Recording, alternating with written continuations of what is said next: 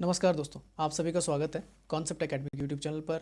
और हम डिस्कस कर रहे थे आपका उत्तराखंड का एक पेपर कर रहे थे, ठीक है ना। तो पेपर का ये सॉल्यूशन नंबर 5 होगा और इसमें आपके क्वेश्चन होंगे 81 to 100, ठीक है ना। और इसी के साथ आपका ये पेपर सॉल्व हो जाएगा पूरी तरीके से। इसके 5 पार्ट हो जाएंगे कंप्लीट, 4 मैं पहले भेज चुका हूँ 20-20 क्वेश्चन के। तो पहले लिखा है छंगलेस की प्रशस्ति ये प्राप्त हुई है लाखा मंडल से, ठीक है ना।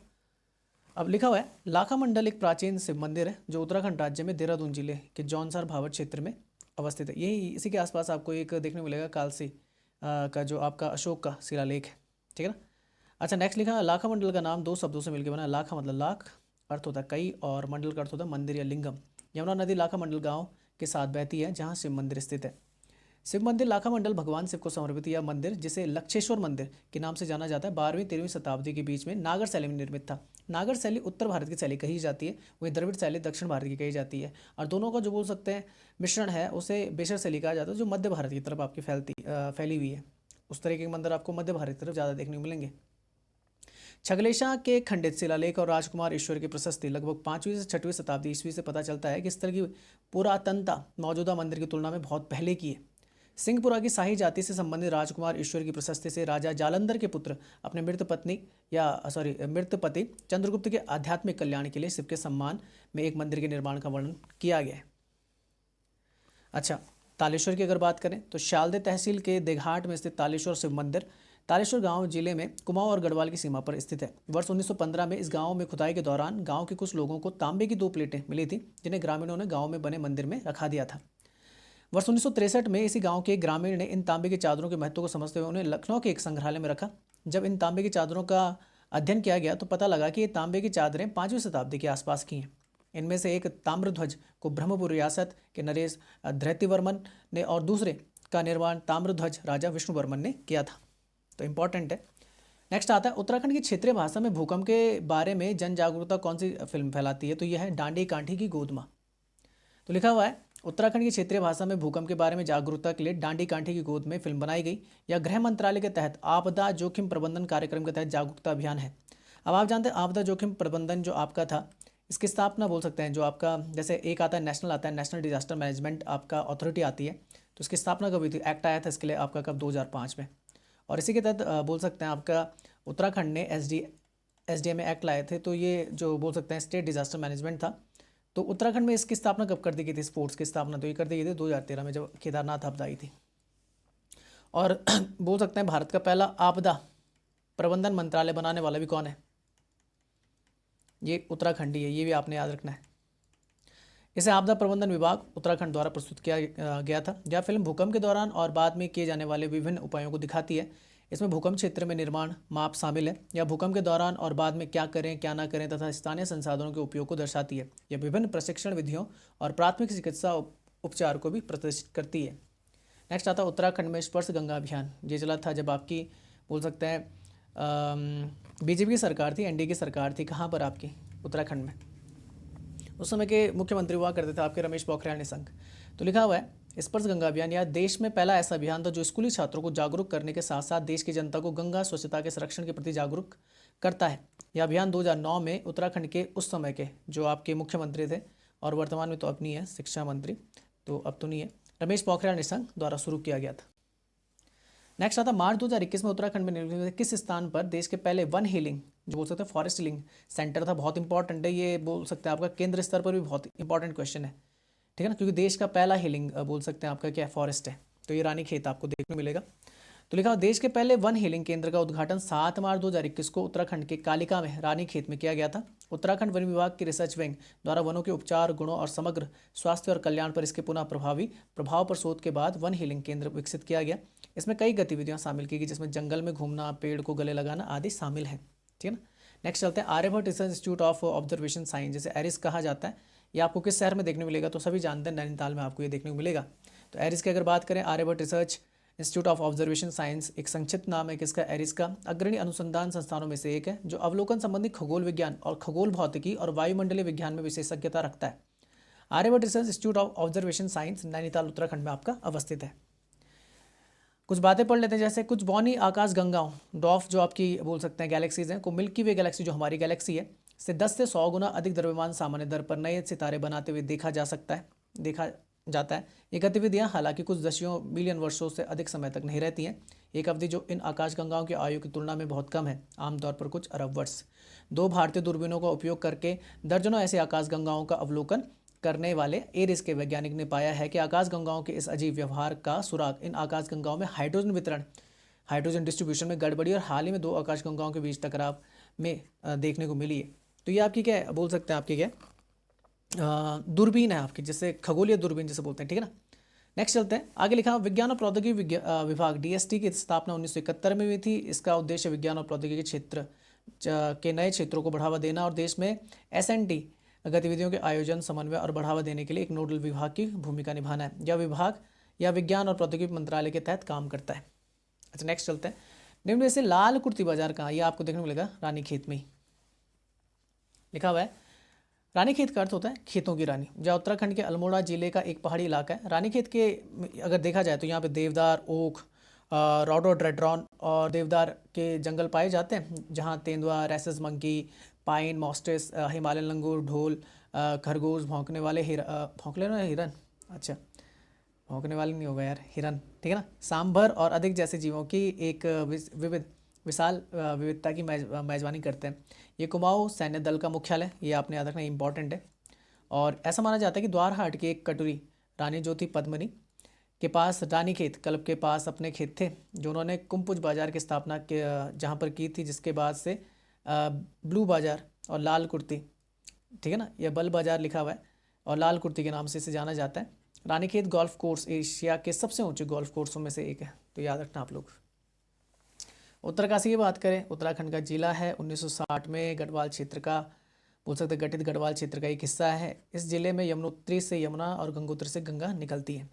चमोली की अगर बात करें तो गढ़वाल मंडल में आता है। 1960 के दशक तक पौड़ी गढ़वाल जिले का एक हिस्सा था, लेकिन 24 फरवरी 1960 को चमोली को एक नए जिले के रूप में उन्नत किया गया। प्रशासनिक मुख्यालय गोपेश्वर में देखने को मिलेगा। प्रसिद्ध मंदिर है बद्रीनाथ, हेमकुंड साहिब और फूलों की घाटी यहाँ पे आपको देखने को मिलेगी।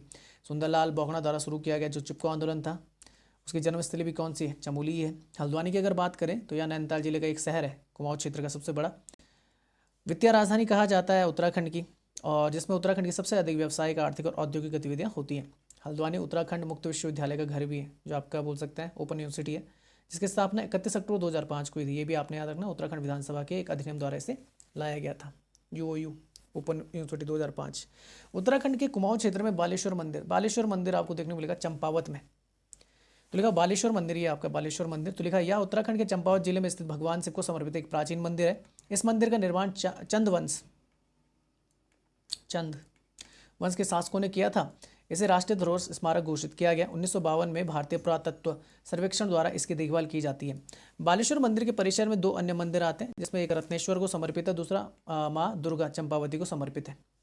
मंदिर छत पर किए गए जटिल पत्थर नक्काशी के साथ दक्षिण भारतीय वास्तुकला समेटे हुए, मतलब इसका जो बोल सकते हैं द्रविड़ बोल सकते हैं आपको शैली यहाँ पे थोड़ा बहुत देखने को मिलती है, उस तरीके के लक्ष्य देखने को मिलते हैं, उस तरीके के आपको सोर्सेज यहाँ पे देखने को मिलती है। चंपावत की अगर बात करें तो कुमाऊं मंडल का जिला है और 1993 में इसका गठन किया गया था। जनवरी 2011 के अनुसार रुद्रप्रयाग के बाद अगर देखा जाए तो उत्तराखंड का दूसरा सबसे कम आबादी वाला जिला है। यह उत्तराखंड के उन 3 जिलों में शामिल है जो वर्तमान में पिछड़ा क्षेत्र अनुदान निधि कार्यक्रम से जुड़ा हुआ। एक तो आपका टिहरी भी है। अल्मोड़ा की अगर बात करें, यह उत्तराखंड का जिला है जो कुमाऊं क्षेत्र का हिस्सा है। इसकी स्थापना 1568 में 1568 में राजा कल्याण चंद ने चंद वंश के शासन के साथ की थी। इसे उत्तराखंड के कुमाऊं क्षेत्र का सांस्कृतिक हृदय भी कहा जाता है अल्मोड़ा को। नेक्स्ट आता है आपका अस्कोट यहाँ पे सिद्ध होगा, यहाँ पे पूरा सा नहीं है बल्कि आधा शाह है। तो अस्कोट की अगर बात करें, उत्तराखंड के पिथौरागढ़ जिले का एक छोटा सा हिमालयी शहर है। यह स्थान कस्तूरी मृग के संरक्षण के लिए समर्पित अस्कोट, या बोल सकते हैं यहाँ पे अस्कोट, यहाँ पे गड़बड़ कर दी, अस्कोट ऐसे लिखना, आप वैसे जानते तो होंगे। अस्कोट कस्तूरी मृग अभ्यारण्य यहाँ पे देखने को मिलेगा। पिथौरागढ़ की अगर बात करें, सबसे संगठित अर्ध शहरीकृत शहर है ये, और अर्ध शहरीकृत शहर है, और भारत का मिनी कश्मीर कहा जाता है। उत्तर में तिब्बत और पूर्व में नेपाल के साथ क्या करता है, अंतर्राष्ट्रीय सीमा साझा करता है। स्वामी विवेकानंद आश्रम की अगर बात करें, ये श्यामला तट पर आपको देखने को मिलेगा। लिखा हुआ है स्वामी विवेकानंद आश्रम श्यामला तट के तट पर स्थित है। श्यामला तट उत्तराखंड के टनकपुर शहर से 30 किलोमीटर दूर एक प्राकृतिक झील है। जैसा कि नाम से पता लग रहा है कि इस झील को श्याम शब्द से जाना जाता है, जिसका अर्थ हिंदू धर्म में भगवान कृष्ण का वर्णन करने के लिए किया जाता है, और थोड़ा सा इसका मतलब काला जटिल रंग होता है। झील का काला रंग इसके गंदे पानी और घिरी हुई पहाड़ियों से कारण है। नेक्स्ट, झील के किनारे स्थित आश्रम की स्थापना वर्ष 1913 में स्वामी विवेकानंद ने की थी। ठीक है ना, ये आपने याद रखना है। अब वहाँ दो इमारतें देखने को मिलती है, एक स्वामी विवेकानंद आश्रम है और एक श्री रामकृष्ण सेवा आश्रम है, जो आसपास के स्थानों में रहने वाले जरूरतमंद लोगों के लिए चिकित्सा सुविधा केंद्र के रूप में कार्य करते हैं। स्वामी विवेकानंद का मुख्य उद्देश्य शुद्ध होना और दूसरों का भला करना था। आसपास का क्षेत्र प्रारंभिक चंद शासकों के खंडरों की वजह से भी प्रसिद्ध है। नेक्स्ट चलते हैं, कपूत्री देवी आप जानते हैं, बहुत ही प्रसिद्ध क्या है, लोक गायिका है।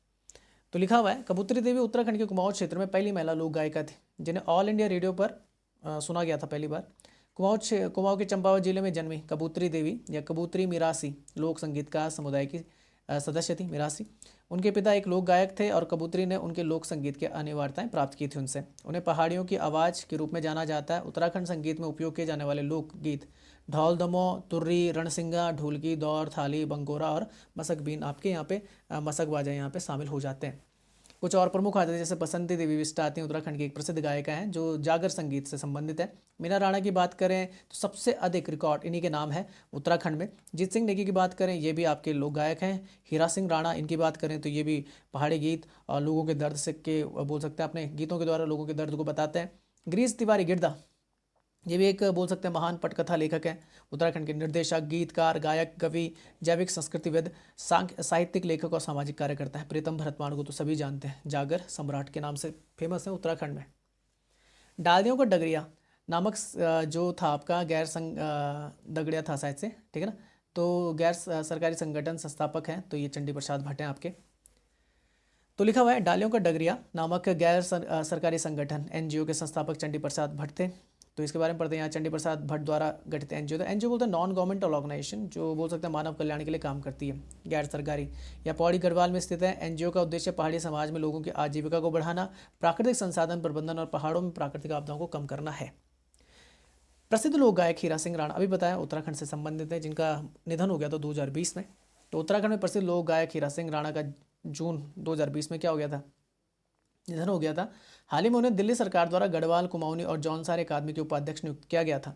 वर्ष 1980 और 1990 के दशक में उनके गीत जैसे रंगीली बिंदी, घनघरी गई तोली, लाल किनारा, ये ही, हायरे में जाता, तो ये इनके हैं। तो राज्य के पहाड़ी क्षेत्रों में बहुत लोकप्रिय हुआ था। उत्तराखंड की अगर बात करें, टोटल झीलों की संख्या 13, राष्ट्रीय उद्यानों की बात करें, जिम कॉर्बेट है, राजाजी नेशनल पार्क है, वैली ऑफ फ्लावर है, नंदा देवी जैसे राष्ट्रीय उद्यान देखें, गंगोत्री नेशनल पार्क है हमारे पास। पंच के जो जोग्राफिकल इंडिकेशन है हमारे पास वो है तेज पत्ता उत्तराखंड का। फूलदेई त्यौहार चैत्र माह, जब आपका क्या होता है, बसंत आता है, फूल उगते हैं तो अप्रैल के आसपास, ठीक है ना। तो चैत्र मास में फूलदेई त्यौहार मनाया जाता है। फूलदेई महोत्सव अगर देखा जाए फसल उत्सव है या एक शुभ लोक उत्सव है जो राज्य में वसंत ऋतु का स्वागत करता है, या चैत्र के पहले दिन मनाया जाता है। त्योहारों, फूलों और वसंत ऋतु के बारे में बताता है। दही का अर्थ होता है हलवा या खीर, जो सफ़ेद आटे और दही से बनी हुई होती है। कांवड़ यात्रा की बात करें तो वो श्रावण महीने में आपकी स्टार्ट होती है। प्रत्येक 12 वर्षों में हिमालय कुंभ के नाम से तो उत्तराखंड में लगता है हरिद्वार में, आप लोग जानते हैं हिमालय कुंभ नाम से इसे जाना जाता है, ठीक है ना, उत्तराखंड में जो लगता है।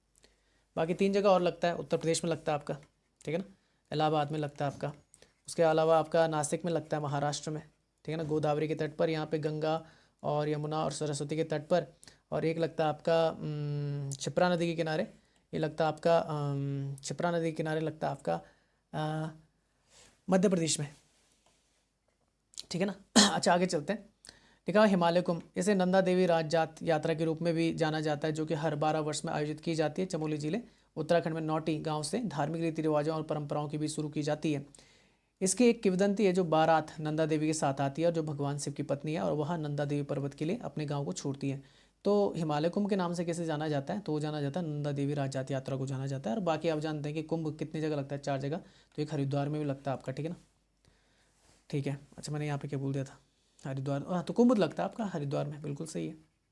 पर हिमालय कुंभ के नाम से कौन सी है, नंदा राजजात यात्रा फेमस है। नंदा देवी पर्वत के लिए अपने गांव को छोड़ती है। हिमालय कुंभ या नंदा देवी राजजात के महत्व को 15वीं शताब्दी में पता लगाया जा सका, और हिमालय कुंभ को भारत के सबसे कठिन तीर्थ स्थानों में से एक माना जाता है। सिक्किम की बात करें, तामुलचर, सोनामचल, नामसुंग त्यौहार, ये कुछ यहाँ के प्रमुख त्यौहार हैं। हिमाचल नहोले, बैसाखी, कुश्ती मुकाबले ये हो जाते हैं। जम्मू एंड कश्मीर में महाशिवरात्रि लोकप्रिय त्यौहार वहाँ पे मनाया जाता है, फरवरी मार्च के आसपास होता है, ठीक है। उत्तराखंड में फूलदेई। उत्तराखंड में प्रसिद्ध पत्थर युद्ध बग्वाल देवीधुरा मेला, ठीक है ना। तो प्रसिद्ध पत्थर युद्ध बग्वाल उत्तराखंड के देवीधुरा में आयोजित होता है। बग्वाल पत्थरबाजी उत्सव हर वर्ष आपका रक्षाबंधन के अवसर पर आयोजित किया जाता है। यह त्यौहार पथराव के अपने वार्षिक अनुष्ठान के लिए प्रसिद्ध है। देवी बरही मंदिर देवीधुरा में स्थित है। रक्षाबंधन मनाने के लिए एक अनोखी परंपरा जिसमें भक्त एक दूसरे को बगला नामक अनुष्ठान के भाग के रूप में एक दूसरे को क्या करते हैं, पत्थर मारते हैं। परंपरा के अनुसार त्यौहार में भाग लेने वाले लोग बांस की पैदावार के साथ दूसरे के हमले से खुद को ढालने की कोशिश करते हैं और एक दूसरे पर पत्थर फेंकते हैं। 2013 में उत्तराखंड उच्च न्यायालय ने हस्तक्षेप कर पत्थरों को फलों और फूलों में बदल दिया था, पर बाद में क्या हटा दिया क्योंकि रीति रिवाज है। दनिया की बात करें तो अल्मोड़ा जिले का एक गाँव है। गौचर की बात करें चमोली में देखने को मिलेगा, थराली देखने को मिलेगा आपको चमोली में ही। रावण की तपस्थली बैरसकुंड यह आपको देखने को मिलेगी चमोली में, ठीक है ना। तो लिखा हुआ है बैरसकुंड उत्तराखंड के चमोली जिले में स्थित है। यह भगवान शिव को समर्पित है और यह वही स्थान है जहां रावण अपने 10 सिर भगवान शिव को अर्पण किया था। इस प्रकार का उल्लेख स्कंद पुराण के केदार खंड में आपको देखने को मिलता है। चमोली की बात करें 1960 में पौड़ी गढ़वाल से अलग हुआ। 24 फरवरी 1960 को नए जिले के रूप में अपग्रेड हुआ। प्रशासनिक मुख्यालय आपका गोपेश्वर में। बद्रीनाथ हेमकुंड फूलों की घाटी बता चुका हूँ। सुंदरलाल बोगना चिपको आंदोलन बता चुका हूँ। रुद्रप्रयाग की बात करें तो अलकनंदा नदी के पंच प्रयागों में से एक है रुद्रप्रयाग, जहाँ पे अलकनंदा किससे मिलती है, मंदाकिनी से मिलती है और बद्रीनाथ और केदारनाथ धाम जाने के लिए एक जंक्शन पॉइंट है। बागेश्वर की बात करें कुमाऊं मंडल में आपको देखने को मिलेगा। 1997 में ये आपका जिला बना था और पहले ये अल्मोड़ा जिले का भाग हुआ करता था। सरयू, गोमती और गुप्त भागीरथी नदियों पर स्थित है। रुद्रप्रयाग और चंपावती के बाद यह उत्तराखंड का तीसरा सबसे कम आबादी वाला क्या है, जिला है। चंपावत लिख दिया, चंपावत लिखना था, चंपावती लिख दिया। चंपावती जो नदी है अल्मोड़ा, यह उत्तराखंड का एक जिला कुमाऊं क्षेत्र का हिस्सा 1568 में अभी बताया राजा कल्याण चंद के द्वारा बनाया गया था। सांस्कृतिक केंद्र माना जाता है। बद्रीनाथ धाम के प्रधान पुजारी रावल ये किस क्षेत्र से आए थे, मालाबार केरल। केरल के तट को कहा जाता है मालाबार तट। और एक मालाबार एक्सरसाइज भी होती है आपकी USA, इंडिया और जापान के बीच में होती है। और एक और देश जो इसमें पार्टिसिपेट किया था इस बार वो था ऑस्ट्रेलिया। तो ऑस्ट्रेलिया भी इसमें पार्टिसिपेट, ये आप जानते हो, ये आपने याद रखना है, ठीक है ना। मालाबार एक्सरसाइज। मालाबार की बात करें तो केरल, तमिलनाडु का कन्याकुमारी जिला और कर्नाटक का कोडागु और पुराना जो आपका तुलनाड क्षेत्र आता है इसमें शामिल है। उत्तराखंड में बद्रीनाथ के मुख्य पुजारी रावल आमतौर पर केरल के मलयाली पुजारी होते हैं। परंपरा के रूप में उत्तराखंड सरकार आमतौर पर केरल सरकार से मंदिर सेवाओं के लिए राज्य से एक पुजारी को नामित करने का अनुरोध करती है। यह 19वीं शताब्दी से चली आ रही एक परंपरा है, जब गढ़वाल के तत्कालीन साम्राज्य व रियासत जिसमें आधुनिक उत्तराखंड राज्य शामिल है ने बद्रीनाथ के मंदिर में नंबूदरी पुजारियों की आपूर्ति के लिए त्रावणकोर साम्राज्य के साथ एक समझौता किया था। त्रावण उसी को बोला जाता है केरल वाले क्षेत्र को। और याद रखना बोल सकते हैं लास्ट में जो 4 आपकी बोल सकते हैं रियासतें थी, जिसमें जम्मू कश्मीर आती थी, आपकी जूनागढ़ आती थी और एक हैदराबाद थी, उससे पहले त्रावणकोर भारत में मिल गई थी, ठीक है ना। बद्रीनाथ धाम उत्तराखंड के चमोली जिले में 3133 मीटर की ऊंचाई पर है। भगवान विष्णु का पूर्व प्रतिष्ठित निवास। भारत में 4 धाम तीर्थ यात्रा के पवित्रतम तीर्थों में से एक है। और बाकी कौन कौन से, गुजरात में द्वारिका, उड़ीसा में पुरी और तमिलनाडु में रामेश्वरम। चौफुला, चौफुला आपका नृत्य है। चौफुला उत्तराखंड का एक मौसमी लोक नृत्य है। यह बैसाखी महोत्सव के दौरान किया जाता है, जो कटाई की अवधि का प्रतीक है। यह नृत्य शैली किसी विशेष समुदाय तक ही सीमित नहीं है। इस समूह नृत्य में फसल का जश्न मनाने के लिए पुरुष और महिलाएं दोनों भाग लेते हैं। चौफुला नृत्य में चक्राकार गति की एक श्रृंखला शामिल होती है। यह समाज के सभी वर्गों द्वारा देखा जाता है और रात के समय किया जाता है। नृत्य प्रदर्शन के दौरान गाए गए गीतों में ऐसे शब्द होते हैं जो प्रकृति की प्रशंसा करते हैं। छौरा, छोलिया, भूटिया, झुमेलो, चंचेरी ये प्रमुख नृत्य हैं यहाँ के। राज्य पशु अल्पाइन कस्तूरी मृग, राज्य पक्षी हिमालयन मोलाल, राज्य वृक्ष बुरांस, राज्य पुष्प आपका ब्रह्म कमल आ जाता है। हिंदी, गढ़वाली, जौनसारी, कुमाऊनी ये भाषाएं हमारे यहाँ पे बोली जाती हैं। भारत का एकमात्र ऐसा राज्य है जहाँ की क्या है ऑफिशियल लैंग्वेज आपकी संस्कृत है। गोविंद वल्लभ पंत आपका कृषि विश्वविद्यालय आपका बोल सकते हैं भारत का पहला 1960 में। भारत का पहला engineering college Roorkee engineering college. तो पिछली वीडियो में शायद मैंने तो एक शायद लड़की ने क्या कर दिया, एक बच्ची ने क्या कर दिया था, क्लियर करवा दिया था। मैं 2002 बोल गया था गलती से, 2001 में इसकी स्थापना हुई थी, ठीक है ना। Engineering Roorkee engineering college IIT के तौर पे स्थापना हो रही थी, ठीक है ना इसकी। हालांकि इंजीनियरिंग जो आपका वो रुड़की इंजीनियरिंग कॉलेज है, जिसे थॉमसन इंजीनियरिंग कॉलेज कहा जाता था, इसकी स्थापना अंग्रेजों के समय हो गई थी 1848 में। पर IIT का दर्जा कब मिला, 2001 में। Central biding research institute Roorkee में, लाल बहादुर शास्त्री राष्ट्रीय प्रशासन अकादमी मसूरी में आपकी। इसके अलावा भारतीय सैन्य अकादमी देहरादून, वन अनुसंधान संस्थान देहरादून में, wild life institute of India Dehradun में, पेट्रोलियम ऊर्जा अध्ययन विश्वविद्यालय देहरादून में, उच्च न्यायालय आपका नैनीताल में, एरिस आपका नैनीताल में। उसके अलावा तुंगनाथ मंदिर, ये सबसे ऊंचा शिव मंदिर है, तुंगनाथ में अवस्थित है। हरिद्वार प्रवेश द्वार है और हर 12 साल में यहाँ पे कुंभ मेला लगता है। उत्तराखंड को देवभूमि कहा जाता है, पिथौरागढ़ को मिनी कश्मीर, ऋषिकेश को योग राजधानी, मसूरी को हिल स्टेशन की राजधानी, नैनीताल को झील जिला, देहरादून को स्कूलों का शहर कहा जाता है और फूलों की घाटी आपको उत्तराखंड में देखने को मिलेगा चमोली जिले में। नेक्स्ट आता है उत्तराखंड विज्ञान और प्रौद्योगिकी परिषद द्वारा 2020 के लिए निम्नलिखित में से किस सर्वश्रेष्ठ चिकित्सा विश्वविद्यालय को सम्मानित किया गया था? एम्स ऋषिकेश को, ठीक है ना। तो लिखा हुआ है एम्स ऋषिकेश को उत्तराखंड विज्ञान और प्रौद्योगिकी परिषद द्वारा विश्वविद्यालय द्वारा सर्वश्रेष्ठ चिकित्सा विश्वविद्यालय से सम्मानित किया गया था। उत्तराखंड विज्ञान और प्रौद्योगिकी परिषद या उत्तराखंड सरकार विज्ञान और प्रौद्योगिकी विभाग का एक स्वायत्त संस्थान है। इसे नवंबर 2002 में पंजीकरण अधिनियम 1860 के तहत पंजीकृत किया गया था, यह आप याद कर लेना। परिषद का सर्वोच्च निकाय सामान्य निकाय है जिसकी अध्यक्षता माननीय मुख्यमंत्री द्वारा किया जाता है। एम्स ऋषिकेश की स्थापना 2012 में हो गई थी और अध्यक्ष इसके समीरन नंदी हैं, उस टाइम पे रहे होंगे निर्देशक रविकांत। ये चेक कर लेना यार एक बार है कि रिसेंट में कौन है, यही है तो ठीक है, नहीं तो बदल देना, लिख लेना। लेकिन वैसे किसे Mahavir the soldier who never died पुस्तक लिखी है? तो ये A.K. श्री कुमार। तो लिखा हुआ है Mahavir the soldier who never died एक उपन्यास है जो 1962 में नूरनांग की भारत चीनी लड़ाई की कहानी कहता है। भारत और चीन के बीच बढ़ते तनाव के बीच एक बेस्ट सेलर किताब ही बनी थी उस टाइम पे, ठीक है ना। तो 1962 वॉर से रिलेटेड आपके Mahavir the soldier who never died. पुरस्कार प्राप्त लेखक A.K. श्री कुमार अपनी पत्नी रूपा श्री कुमार के साथ लिखा गया उपन्यास युद्ध में भारत के सबसे महान सैनिकों में से एक थे जसवंत सिंह रावत, उनके बारे में बताता है।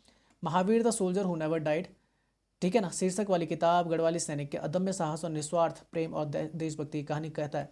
कोविड-19 महामारी के साथ दुनिया के सामने आने से ठीक पहले किताब को मुंबई के सबसे बड़े बुक स्टोर में काफ़ी धूमधाम से लॉन्च किया गया था। महावीर प्रेम, एक्शन, रोमांच, प्रेरणा, भावना और रहस्य से भरी हुई एक कहानी है। इंदिरा गांधी अंतर्राष्ट्रीय खेल स्टेडियम ये आपको देखने को मिलेगा हल्द्वानी में, ठीक है ना।